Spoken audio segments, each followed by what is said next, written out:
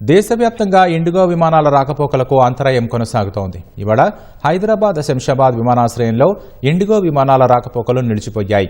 ఇక్కడ నుంచి వెళ్లాల్సిన 33 విమానాలు రద్దయినట్లు ఇండిగో ప్రకటించింది.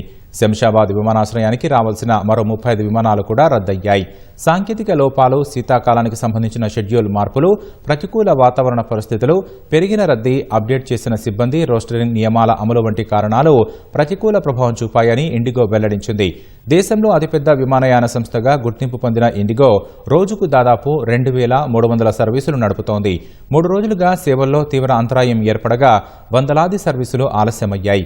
ఢిల్లీ, ముంబై, హైదరాబాద్, బెంగళూరు వంటి విమానాశ్రయాల్లో నిన్న 100కు పైగా సర్వీసులను ఇండిగో రద్దు చేసింది. శంషాబాద్లో 40 సర్వీసులు నిలిచిపోయాయి. 10ల కొద్దీ విమానాలు ఆలస్యంగా నడిచాయి. ఈ వ్యవహారంపై విచారణ జరుపుతున్నట్లు ప్రకటించిన డీజీసీఏ కారణాలను తెలియజేయాలని ఇండిగోను ఆదేశించింది.